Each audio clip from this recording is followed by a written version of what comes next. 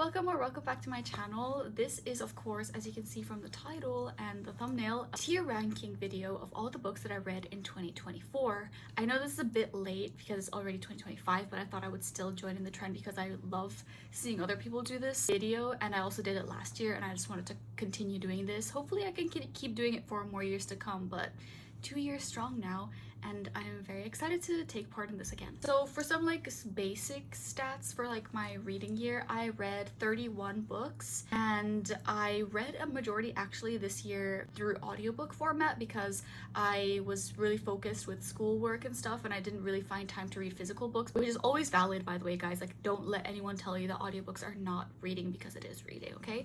And I'm very proud of how many books I read this year.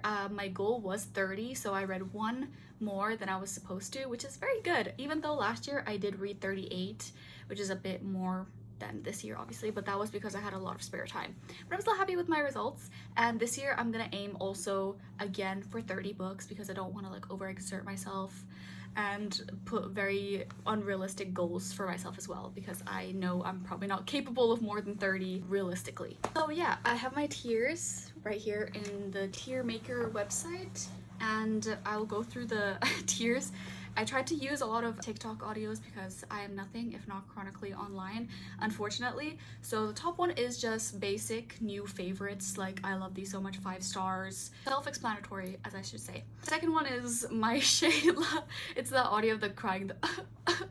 Oh my god, my Shayla! This is books that really hit home, or just really good books, but I just didn't think of them as my favorites, but they're just really special and they mean a lot to me, okay? Third one is more of the mid tier, which is I got what I paid for. It's I'm not mad at this book, but I still think it could have been better. This is why they're going in the middle tier. The fourth tier is the Plankton Moan audio on TikTok. Oh.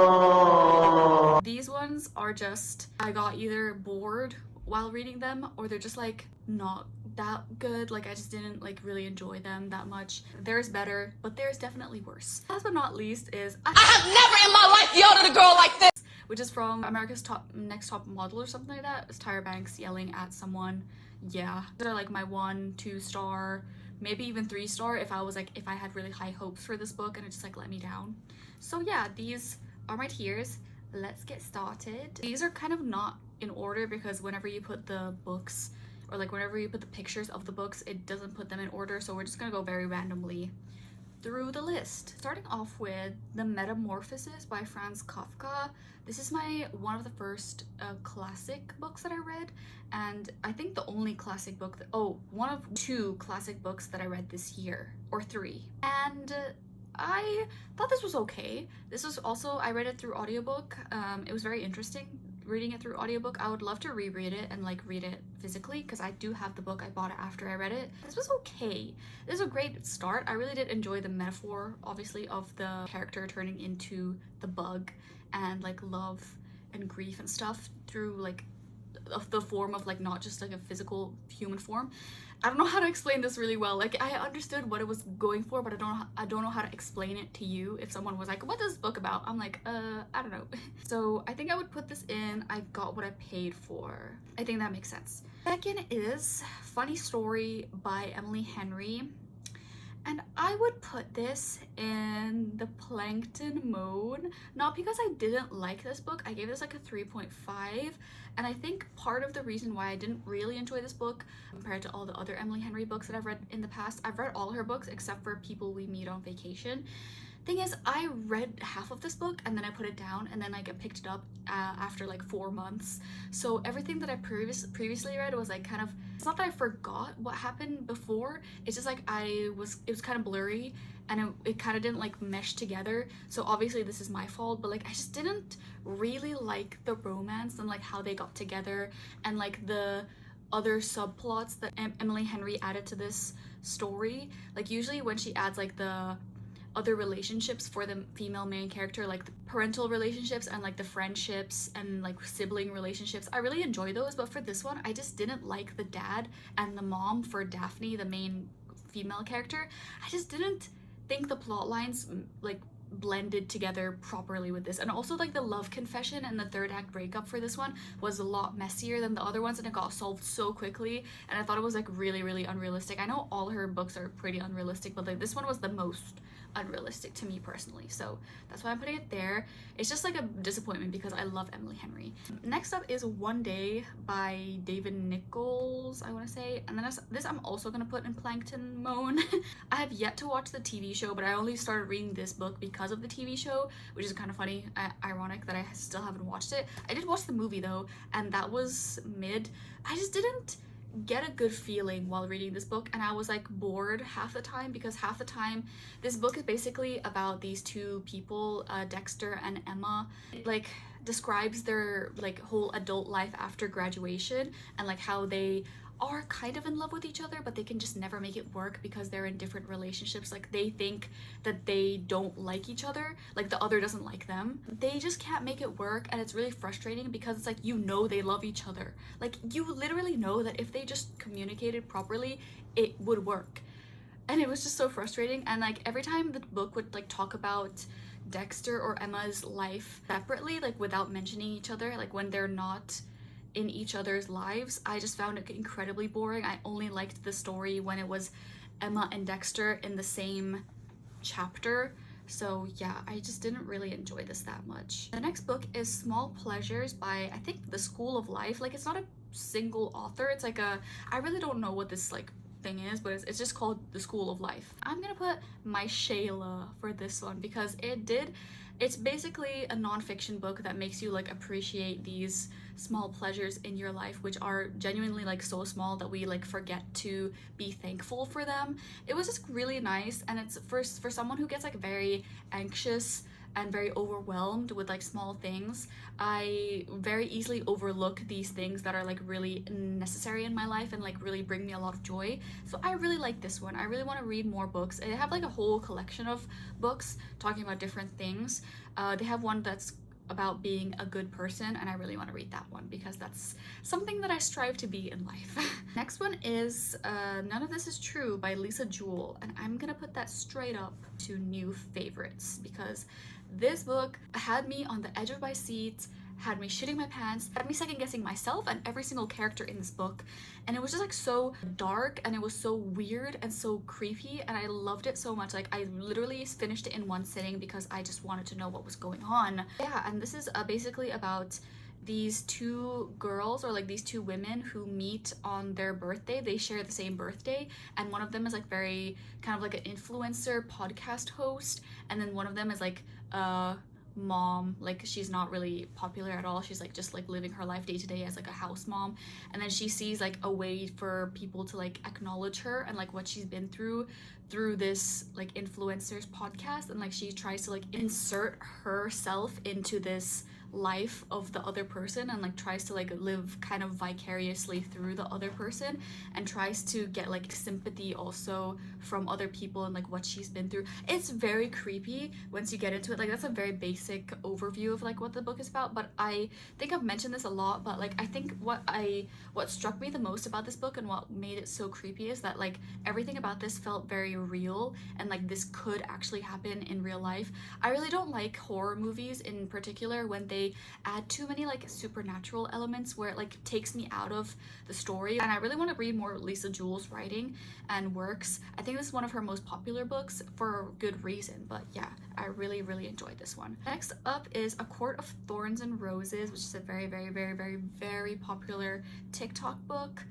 I'm gonna put this into Plankton Moan because like I don't really like talking about this book. Like, it's kind of boring to me, and I really don't like Tamlin. I don't like his character at all, especially when we get into the second book, which we will get to. Actually, I'll talk about it right after this one, but like I just didn't like Sarah J Maas's writing at all, even in the second book. I really dislike her writing. This is like, I feel like this is kind of like a mix of Got What I Paid For and Plankton Moan, because I got what I was paid for because I knew this was going to be like a really cringy TikTok romance with a lot of smut and like fairy magical like elements.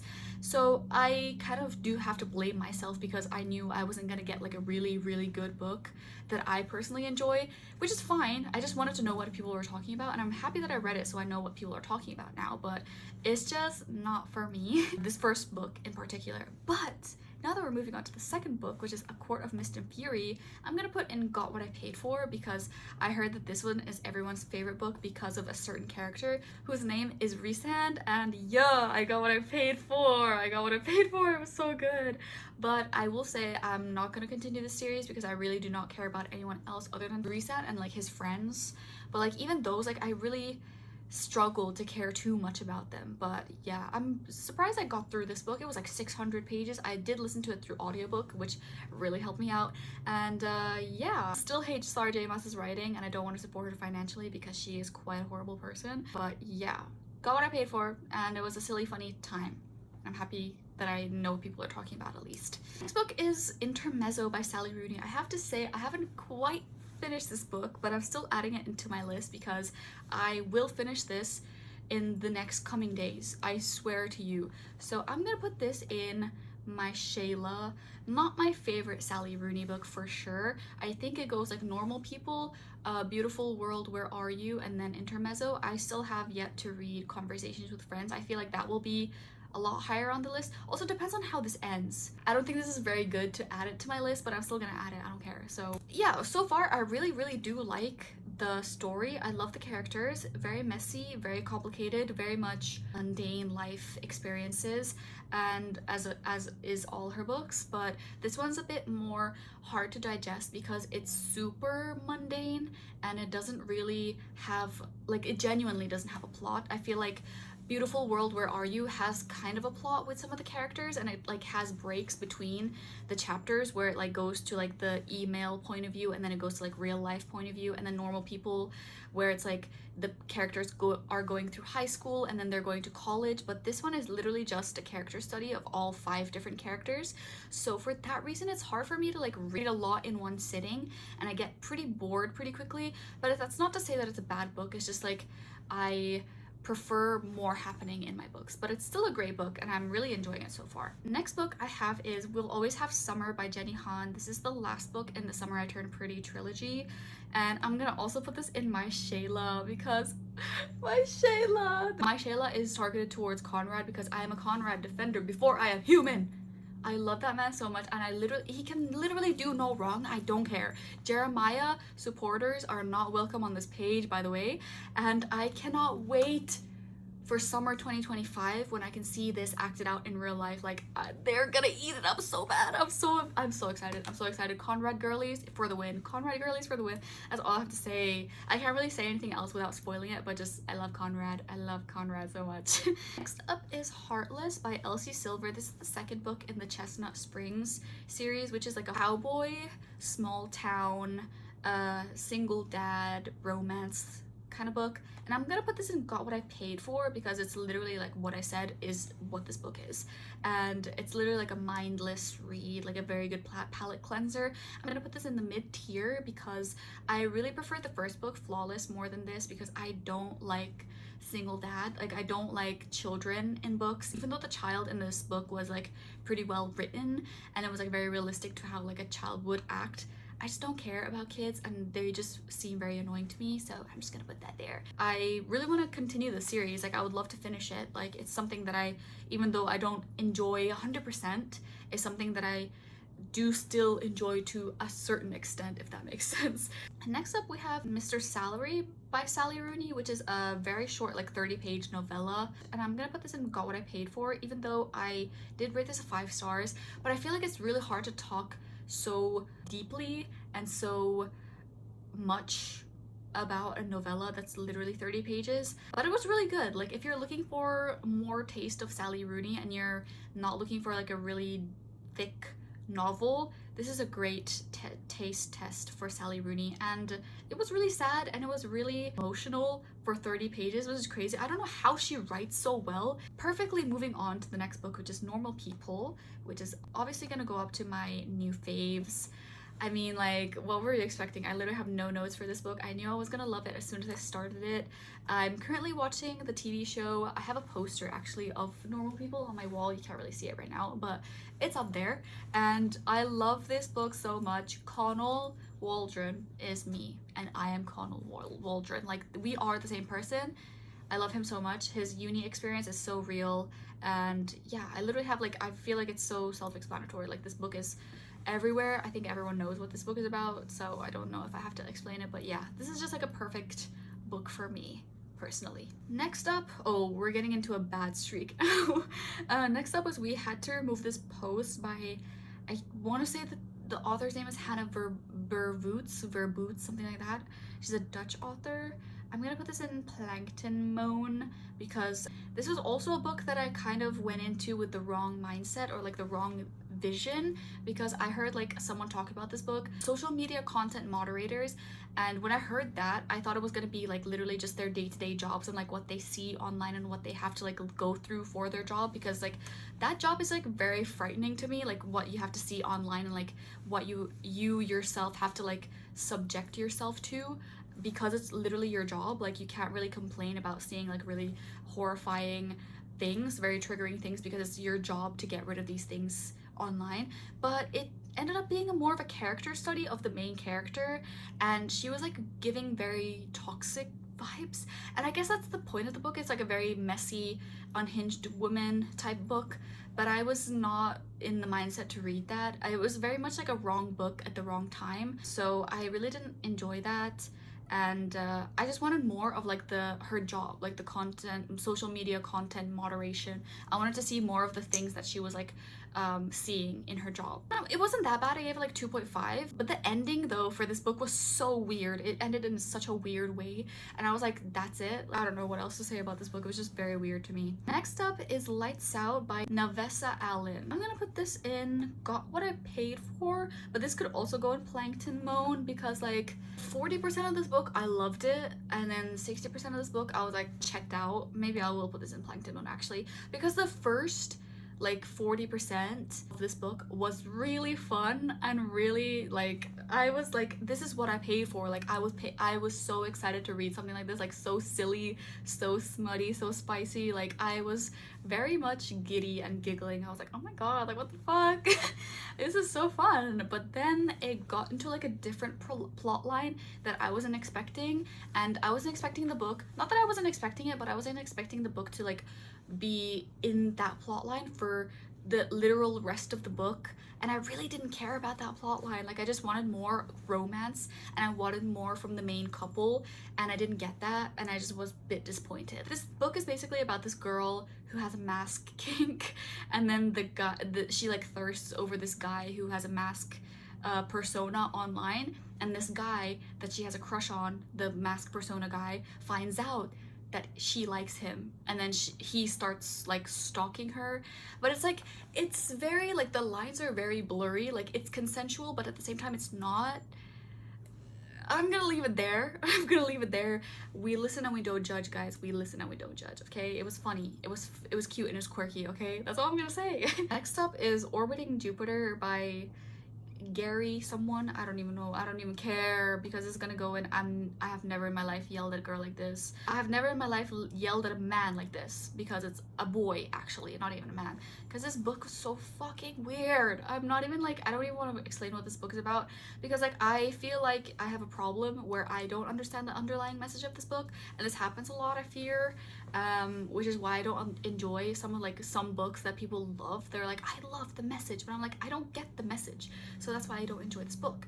But this book, the plot is literally like a 15-year-old boy gets a 13-year-old girl pregnant, and then he gets put into like a different home, and then in this home he makes friends with a boy, and this boy tries to like reconnect him with the girl that he got pregnant and the child that they now have together, which is so weird. I don't understand like plot, I don't understand the characters, I don't understand anything about this book, and I just bought it because I thought the cover was like kind of cute, and I was giving like 2013 13 Reasons Why.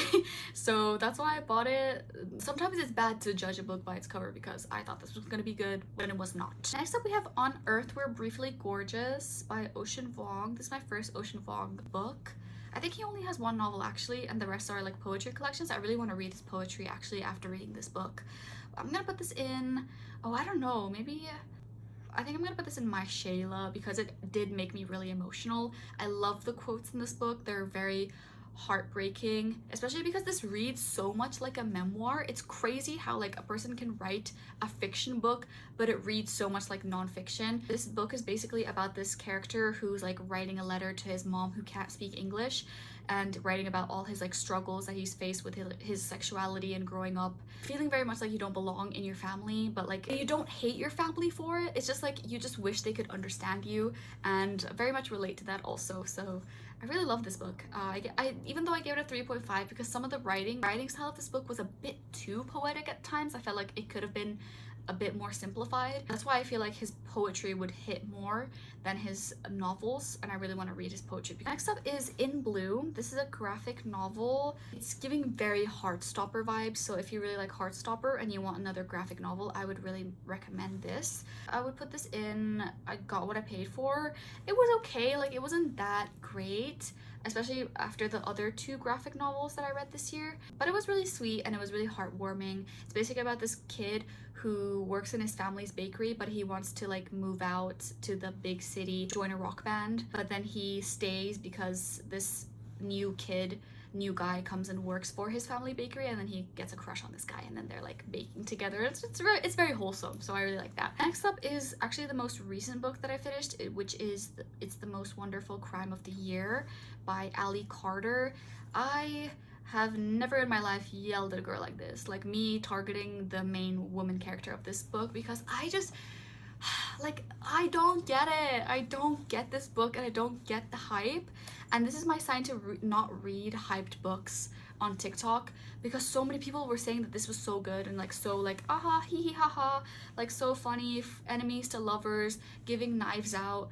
No, actually no, this is not giving any of those vibes, and don't let people fool you, okay? This basically is about these 2 crime writers, and they're invited to like this really old English mansion. In this mansion there's like this really old like Agatha Christie type woman writer who goes missing, and then it's like their job to like find out where she went. My biggest problem with this is that it's marketed as enemies to lovers when they are not enemies to lovers. It's literally one-sided, and only the woman main character hates the guy, and the guy is literally like in love with her, and she literally halfway through the book is already in love with the guy. It's not enemies to lovers, and I hate romance enemies to lovers because it can never be done right. I genuinely have never read a proper romance enemies to lovers because it's like they can't be enemies.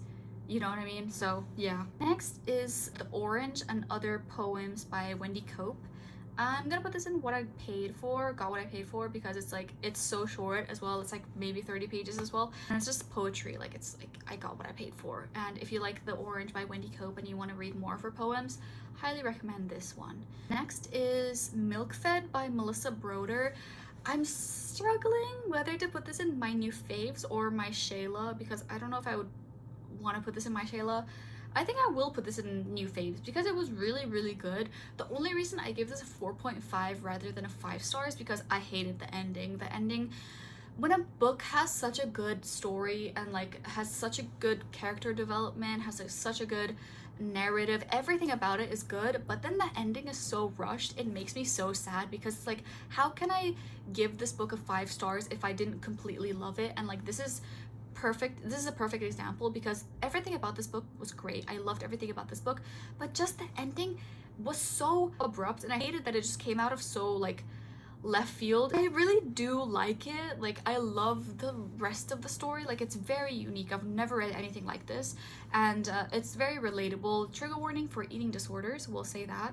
Would recommend this if you're also into the unhinged woman, mommy issues type thing. Next up is 1984 by George Orwell. I will say I only listened to the Audible audiobook version of this with Andrew Garfield, Cynthia Erivo, and Andrew Scott, so I think they're not reading the whole book, but I will count it as I read this book because I know basically what happens in the book. I'm gonna put this in new favorites. This fucked with me so much. George Orwell was ahead of his time because what the fuck was he writing about? That was creepy. It was some scary shit and I really enjoyed it. Essential reading, I would say, actually. Next up is In Limbo by Deb J.J. Lee. This is also a graphic novel. It's a memoir in the style of a graphic novel, which is so cool. I loved it so much. This was my first 5 stars of the year, I want to say. I think. I'm not sure. I hope it is. But yeah, I love this so much. Very relatable, very sad. I would highly recommend this, especially if you've never read graphic memoirs before. It's a very heartfelt way of reading someone's life story. And you could read through it very fast because it's a graphic novel, so yeah. Next up is Free Therapy by Rebecca Ivory. I'm also gonna put this in new faves. I love this. Basically, just a short story collection about how it's like being in your 20s and all like the messy relationships, friendships, how lost you are in your 20s. Literally everything about being in your 20s. Like if you're in your mid-20s, read this book. If you're feeling like shit, it really helps you feel less alone with your life. Next up we have Minor Detail by Adenia Shibli. I want to say that's how you pronounce her name. I'm sorry if it's not. This is a Palestinian fiction book. I'm gonna put this in Got What I Paid For. I give this 4 stars. But obviously this is not an easy read, but it's a very necessary one. I think it's fiction, but it's very easily read as non-fiction or even based on a true story. I wouldn't be surprised if it is based on a true story. It's basically about this woman who finds out about this story about how this Palestinian woman died in Israel, and she tries to go over to Israel. She lives in Palestine to uncover like the truth of how this woman got murdered, and it's very heartbreaking and it's very short also, so it's a very quick read. I would highly recommend it to everyone, actually. Yeah. Next up we have Book Lovers by Emily Henry. I'm gonna put this in my Shayla, I think, or maybe I got What I Paid For. Yeah, I'm gonna put this in Got What I Paid For because I didn't enjoy the first half of this. I was kind of zoned out. I didn't really understand where it was going, and I didn't really enjoy the characters that much, and I didn't really like how the love interest was introduced and how they got together. I don't know, there was something weird about this book, but then when it goes past the halfway point and they're all like together and then they talk more about the mom and stuff, I really like that. I was reading this on the plane. I was crying because there was a quote about her mom that she says that was so sad, and I was like, yeah, I understand. Next is I'm a Fan by Sheena Patel. I don't think this is very accurate based off the book. Like I'm not like wholeheartedly rooting for the main character, but I'm gonna put this in my Shayla because like this fits in the tier ranking. Like I gave this a 4 stars. This is a debut novel, which I was very fascinated by because it's like such good writing for a debut novel. It's so interesting. I've never read a book like this before. This also kind of reminds me of None of This Is True, but like without the mystery thriller aspect. These are very similar books, and it's giving very much unhinged women, and we support women's rights, but we also support women's wrongs. This is my review for this book. Next up is I'm Glad My Mom Died by Jeanette McCurdy. It's a memoir. I think everyone knows what this one's about. Obviously I'm gonna put it up in my new favorites. Love this book. I listened to it on audiobook where Jeanette McCurdy herself narrates it, and it was very, very hard to listen to, but also at the same time I never wanted to stop listening to it. I feel like this is a very necessary read, and as I put in my review of this book, I was like, this is why I read books. Like I read books to read stories like this. Next is A Good Girl's Guide to Murder. I really like this. I'm gonna put it in my new faves. Or should I put this in my Shayla? I think I might put this in my Shayla because the more I think about this, the more forgettable it is. I don't really that much remember what happened in this book. It's a very cute YA thriller, and I love the subplot of romance in this. I'm beginning to think I like subplot romance more than main plot romance. Like it hits way more, and I'm very much more invested when it's like the subplot because I'm like, give me more, rather than it just being like front and center in the storyline. So next up is Lie With Me by Philippe Besson, which is translated by Molly Ringwald, like the weirdest collab of the century. Like I, first of all, didn't know Molly Ringwald spoke French, and also didn't know she could translate books like that, but apparently she does. But yeah, I'm gonna put this in my Shayla because this literally made me cry. The last chapter was devastating, and French queer literature is a new obsession. I want to read more of it. Queer literature is always gonna do it for me. Like it's just always so fucking devastating. Like why can the gays never be happy? why can we never be happy? Why can we never have a happily ever after? I don't get it, but it was just really good. I really recommend that one. The second last book is It Won't Always Be Like This by Malaka Gharib. This is also a graphic memoir. This was very heartwarming, heartfelt, also very emotional.